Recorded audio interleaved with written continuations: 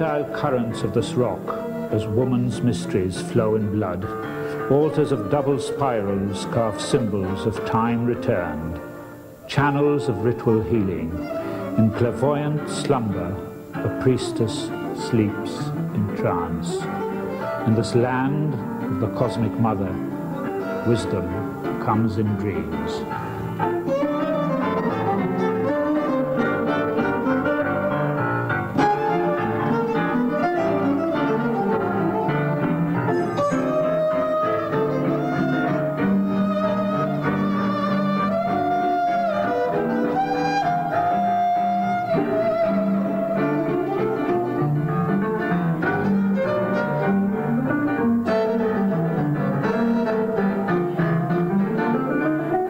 Working on an island like Malta, you have a situation where, one, the materials are very limited. We have only one indigenous building material, which is the local limestone.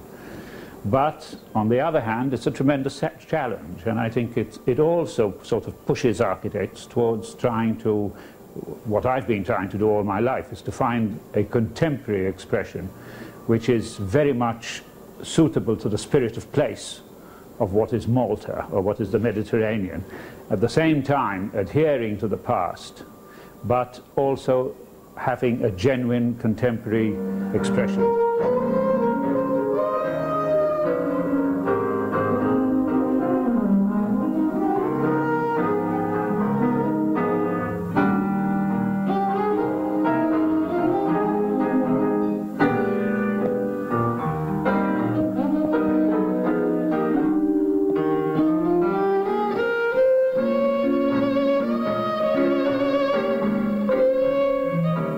So you have a geographical position which is drawn out in architectural terms, in terms of the meeting of the north and the south, in a sort of visual representation of the position in the Mediterranean.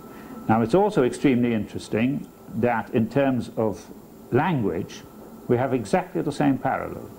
We have a Semitic origin language, which is the Maltese language, which is written in the Roman alphabet, and which I believe is the only Semitic origin language which is written in the Roman alphabet. So again, you have a manifestation of the geographical position of the island in both linguistic terms and also in architectural terms.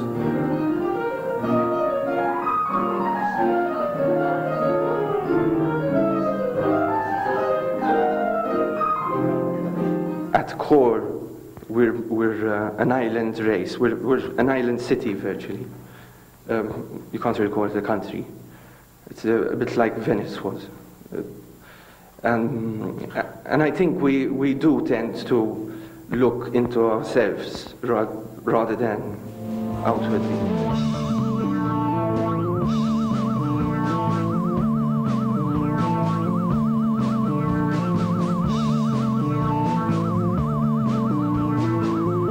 I wanted to move away from the idea of a traditional landscape because Malta is so small and land is limited and land is being used up, built up.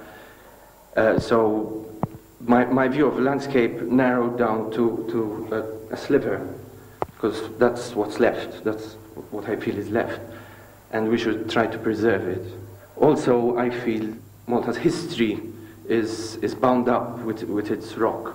The rock itself is made from crustaceans, which fossilized over the centuries, which gives you an idea of history in itself. Everything we do in Malta is made of stone, the bastions, the buildings. Stone is Malta. Now, when development takes away the spaces, stone, fields, it takes away history. So in a way, there's a cry of agony against overdevelopment.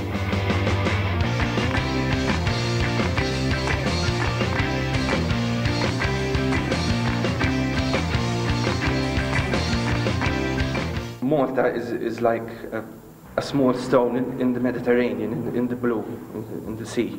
And again, you know, the whole idea is that we should preserve the rock, look at nature in a different way. It's also looking at nature, perhaps, which I shifted towards looking at nature, which I feel is very important, as against technology, gadgets, art which is related to video. I feel nature has a lot left to give art, inspiration for artists. See you later.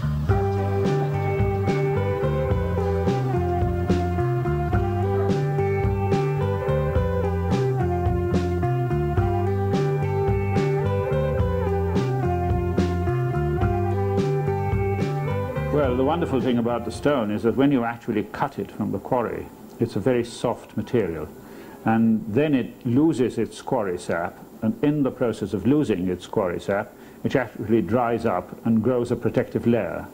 But during the period of, say, 6 or 8 months after quarrying, it is in a very, very soft state, and it's almost biscuit-like. You can actually mold it, and that's a marvelous material. Yeah. And of course, it's almost never-ending. And the wonderful thing is, of course, there is this marvelous sense of continuity over thousands and thousands of years, ever since the first megalithic prehistoric temples were built. And it's marvelous to think that the guys who were building those temples used the same material that I'm using today to put up my buildings in Valletta. They are considered to be the first freestanding monuments or stone buildings put up. They predate the pyramids, and the extraordinary thing is that I think it is time that we look at these people who built these temples as no longer a primitive people, but a very sophisticated people. Also, the most wonderful achievement, of course, which very few people realize, is that they were a non-warmongering people. They were at peace with themselves, with their neighborhood, with the planet, and probably with the cosmos itself. There is not one trace of a weapon found during the 2,500 years of that civilization, which is a little bit more than we can say for ourselves today.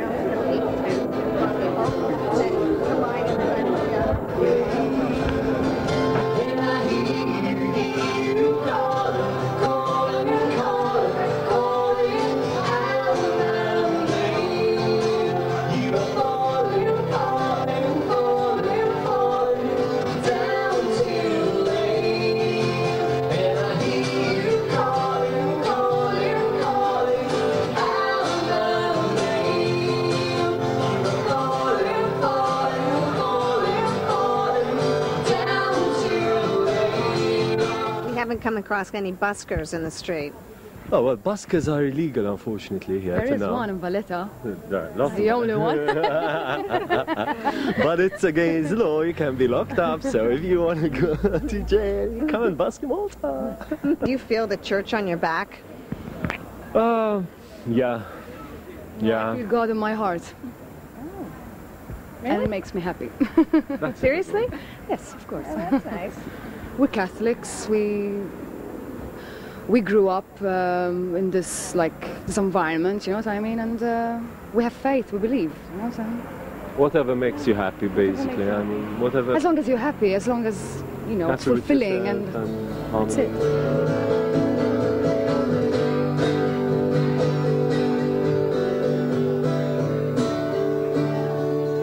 Are you a religious man? Yes, very much so. Well, religious, I'm not sure I like the word religious.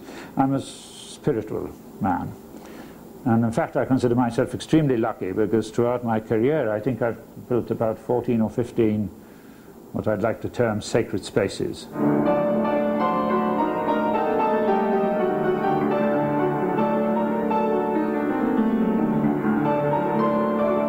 I believe that in architecture you're evoking not only the history of the buildings, but you're also evoking the spirit of place. I mean, the Malta buildings, on the whole, you'll find are very monochromatic because of the lack of colour of the stone. Yeah. But if you walk into the buildings, especially if you walk into the churches, you have this great exuberance, which is very typical of the Latin Mediterranean temperament.